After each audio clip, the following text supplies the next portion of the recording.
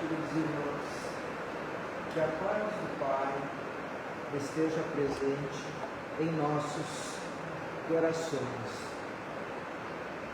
Trouxe como tema de hoje as fases do movimento espírita, para nós refletirmos de toda a jornada, o que se construiu até o momento, quais foram as dificuldades encontradas por todos aqueles que adentraram ao movimento espírita. Se olharmos para o movimento espírita, ele é um movimento relativamente novo, que se iniciou pelos anos 1860, ou seja, tendo apenas pouco mais de 160 anos. Então, relativamente um movimento novo. E a primeira fase do Espiritismo, na virada do século XIX para o século XX, caracterizou-se por uma fase mediúnica, ou seja, onde estava muito presente os fenômenos mediúnicos. Se nós olharmos para as reuniões mediúnicas que ocorriam na França naquela época, era muito diferente das reuniões mediúnicas que vieram a ocorrer aqui no Brasil. Basta nós pegarmos o livro Céu e Inferno, na segunda parte, que retratava das reuniões ocorridas na Sociedade para a Ciência de Estudos e Espíritas. E o que se observava ali era que todo esse estudo se firmava muito mais em técnicas com fundo científico e investigativo. E isso aqui no Brasil praticamente não se viu, não se tomou conhecimento, mas sim lá. Pois aqui o trabalho mediúnico, o trabalho das sociedades espíritas era mais um trabalho de socorro. As perguntas naquela época, aqui no Brasil, não eram como era na França, quem você é?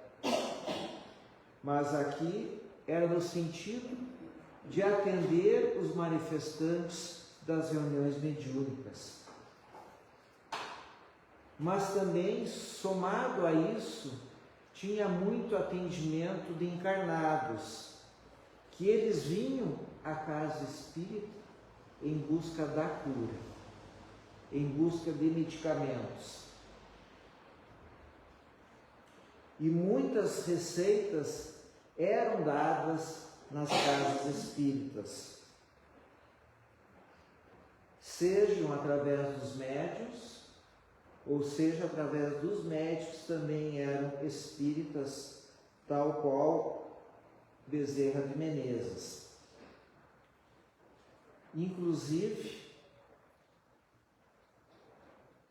o centro espírita era conhecido quase que como um hospital, justamente pelo trabalho do Dr. Bezerra de Menezes, tornando o centro espírita como um centro de atendimento aos necessitados. O que observa-se é que o trabalho desenvolvido nesse sentido, ou seja, todo voltado ao necessitado, ao seu atendimento, às suas necessidades, somente de ordem de saúde, não levava a uma reflexão mais profunda do próprio ser. As pessoas, elas não se sentiam chamadas a uma reflexão, a uma mudança do seu comportamento, a tal mudança que tanto buscamos hoje.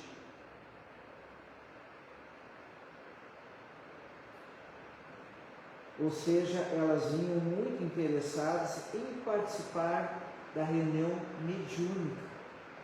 E isto era tão automático que não tinham nem um conhecimento básico da doutrina espírita, e a pessoa, muitas vezes, em função da sua mediunidade, era colocada num grupo mediúnico. Simplesmente era colocada numa mesa, dado um papel e uma caneta.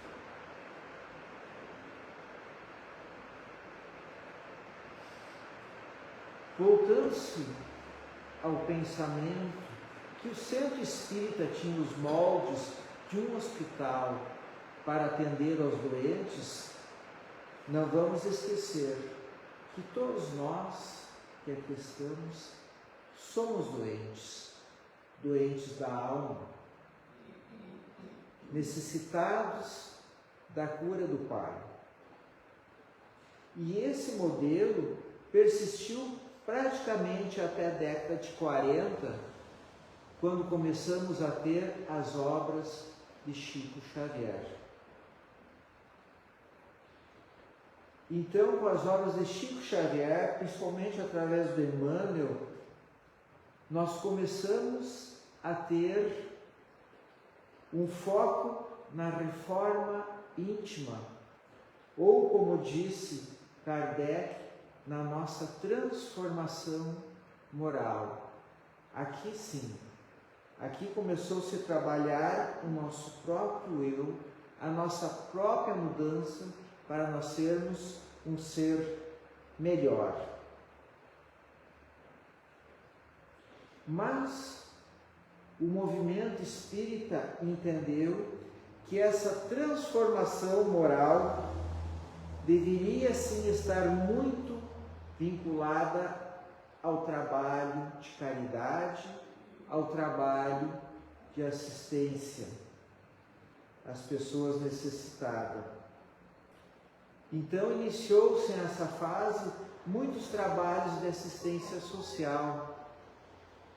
Explodiu o número de creches, o número de casas de idosos, até porque naquela época o Brasil era muito carente da estrutura para esses atendimentos.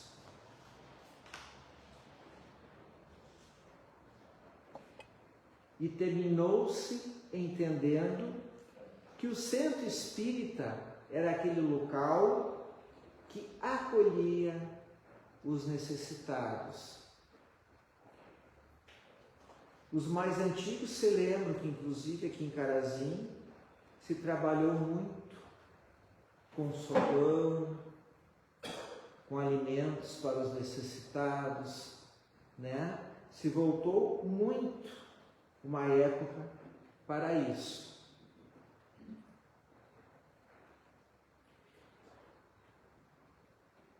E o que se observou é, com esse atendimento muito focado na questão da alimentação, o estudo em si da doutrina espírita foi enfraquecido, ou seja, as questões doutrinárias quase que foram esquecidas. Muitos liam o Romance da Zíbia e achavam que eram espíritas. Mas, pelos inícios dos anos 70, começou-se campanhas de estudos doutrinários. Tanto que em 77 fortaleceu-se a educação infanto-juvenil, sob a coordenação e apoio das federativas estaduais. E o presidente da FERGS recebeu em 78 a mensagem em que nos trouxe que é urgente de se criar o estudo sistemático da doutrina espírita, porque, ao contrário, a doutrina espírita deixaria de existir. Felizmente, todo esse trabalho foi desenvolvido, tanto que hoje todas as casas espíritas federadas constam com as apostilas modernas, dando toda uma sequência do estudo para o entendimento da doutrina espírita. Era a campanha do Comece pelo Começo.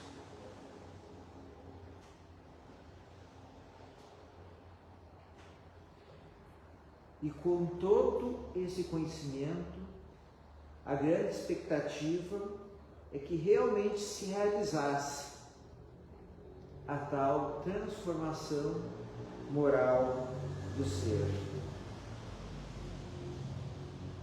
Mas nós, infelizmente, não somos perfeitos.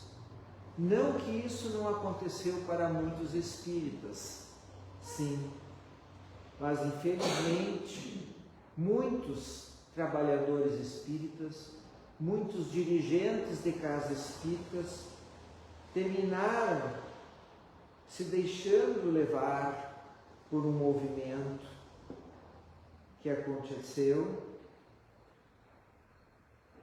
em que a doutrina espírita, podemos dizer, que vivia um período tormentuoso, onde se desenvolveu sentimentos que não deveriam ser desenvolvidos. Infelizmente, a soberba tornou-se presente.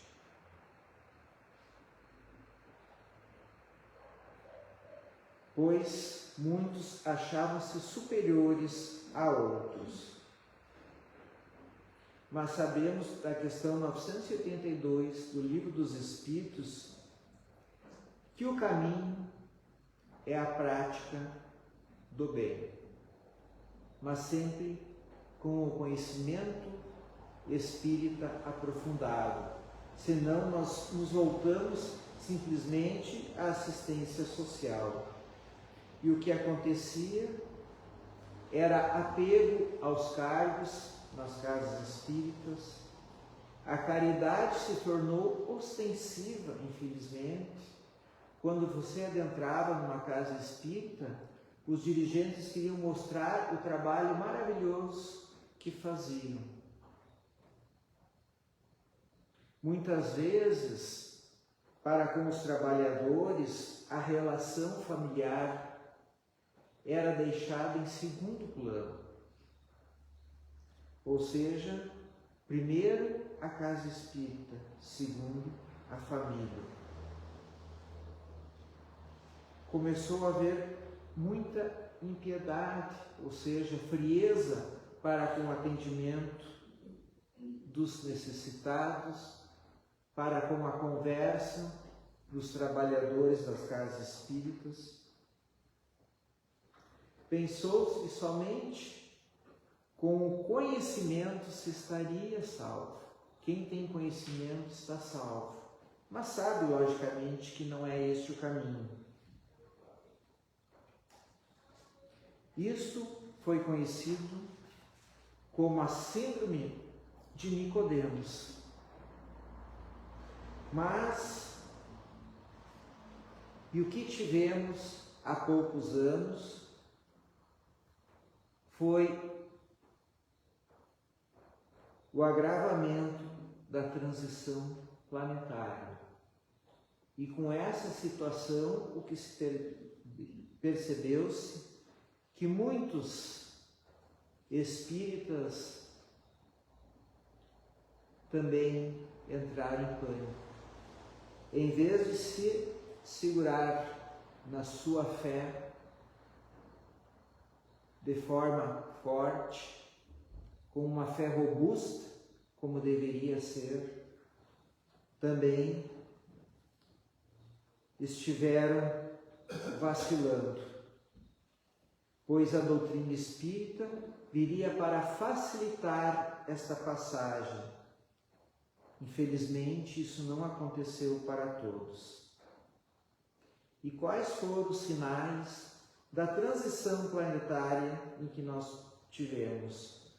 O aumento do ateísmo e ridicularização da fé, a reencarnação expressiva de espíritos endurecidos, ou seja, gênios do mal e no desequilíbrio, e embrutecidos na perversividade.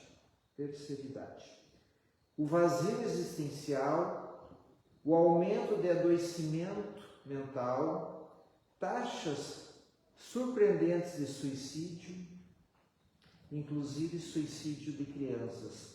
Então, esse é o período em que tivemos, marcado pela transição planetária em que ainda nos encontramos, nesse início de mundo de regeneração.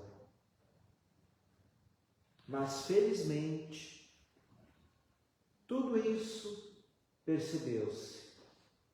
E hoje, todas as casas espíritas trabalham arduamente pelo nosso esclarecimento, para a nossa compreensão da doutrina espírita, para que nós todos, com uma fé realmente robusta, possamos trabalhar a nossa transformação moral, sabendo-se que fora da caridade não há salvação.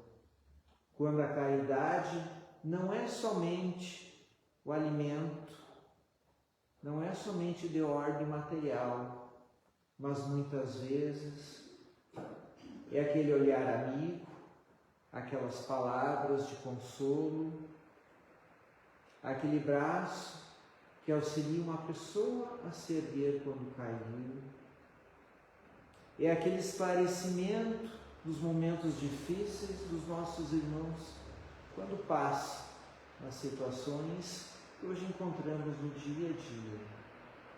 Ou seja, é um olhar diferente para os nossos irmãos.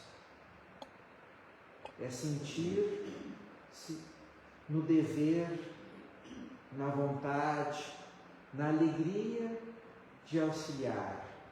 E esse é o caminho que hoje temos na doutrina espírita. Espero que todos nós que participam das casas espíritas venhamos a trilhar esse caminho rumo ao Pai, rumo à nossa felicidade plena.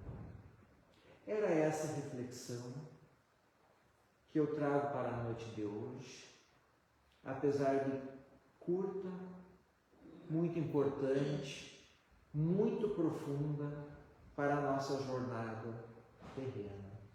Muito obrigado. Passaremos neste momento, então, para a segunda parte do nosso trabalho, convidando os mestres passistas para o passe de salão. Querido Pai, a Tua bondade é tão grande que ainda continua conosco, apesar de todos os erros que cometemos. Você nos perdoa, você sempre está conosco, nos apoiando para os pequenos passos que conseguimos dar em Tua direção. Mas continuamos te pedindo, fique conosco e nos